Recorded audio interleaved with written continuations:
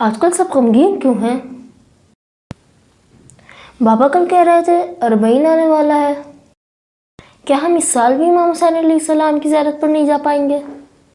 یہ اربعین ہے کیا؟ ایک کام کرتے ہیں، مولانا ساجد صاحب سے پوچھتے ہیں.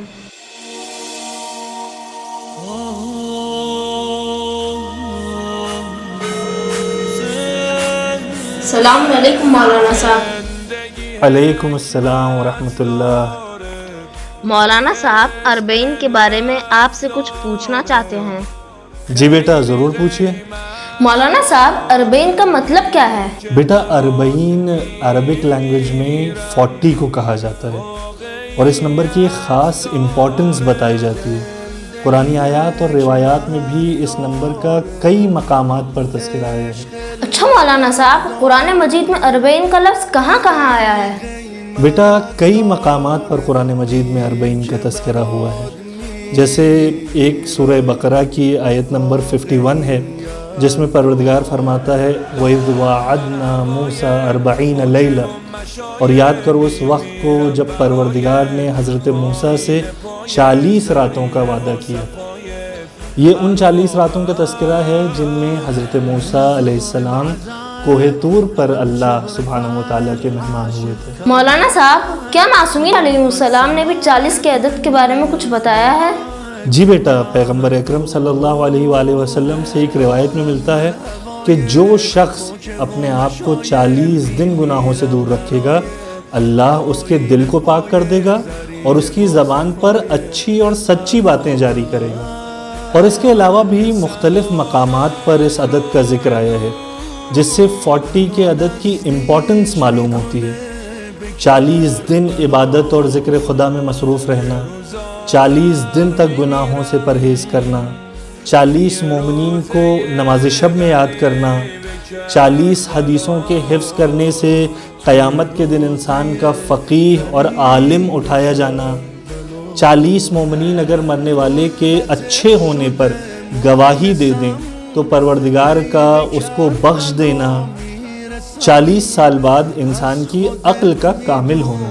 تو مولانا صاحب 40 کی عدد کی اتنی زیادہ امپورٹنس اور اہمیت کیوں بتائی گئی ہے؟ بیٹا آپ کا یہ سوال بہت امپورٹنٹ ہے. اس نمبر کی امپورٹنس کے بہت سارے ریزنز ہو سکتے ہیں، جن میں سے ایک ریزن یہ ہے کہ 40 دن تک جب ہم کوئی کام پابندی سے کرتے ہیں، جیسے 40 دن تک عبادت کرتے ہیں یا برائیوں سے بچتے ہیں، تو اس کام کو انجام دینے کی ہمارے اندر ایک ہیبٹ کریٹ ہو جاتی ہے اور اس کام سے ایک طرح کا لگاؤ پیدا ہو جاتا ہے جس کے بعد پھر ہم آسانی کے ساتھ ان کاموں کو انجام دے پاتے ہیں. اچھا، یہ امام حسین علیہ السلام کے اربعین کا مطلب کیا ہے؟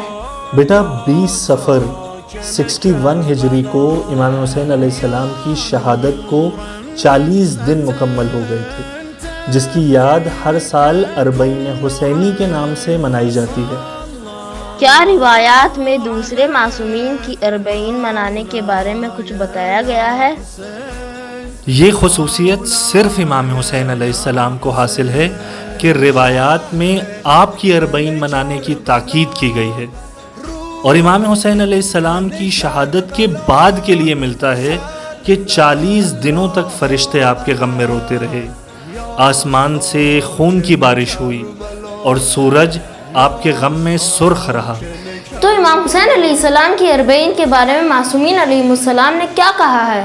امام حسن عسکری علیہ السلام ارشاد فرماتے ہیں مومن کی 5 نشانیاں ہیں: دن بھر میں 51 رکعت نماز پڑھنا، رائٹ ہینڈ میں انگوٹھی پہننا، خاک پر سجدہ کرنا، نماز میں سوروں سے پہلے بلند آواز سے بسم اللہ الرحمن الرحیم کہنا، اور انہی نشانیوں میں سے 5ویں نشانی اربعین کے دن امام حسین علیہ السلام کی زیارت کرنا ہے. مولانا صاحب اربعین کے دن کون کون سے اہم واقعات پیش آئے تھے؟ 2 اہم واقعات اس دن کے لیے ذکر کیے جاتے ہیں. جناب جابر بن عبداللہ انصاری صحابی رسول اربعین ہی کے دن کربلا پہنچے تھے اور یہ امام حسین علیہ السلام کے سب سے پہلے زائر تھے. اور پھر اسیران کربلا کا قافلہ زندان شام سے آزاد ہونے کے بعد اربعین ہی کے دن کربلا پہنچا تھا. اچھا، یہ جناب جابر کون تھے؟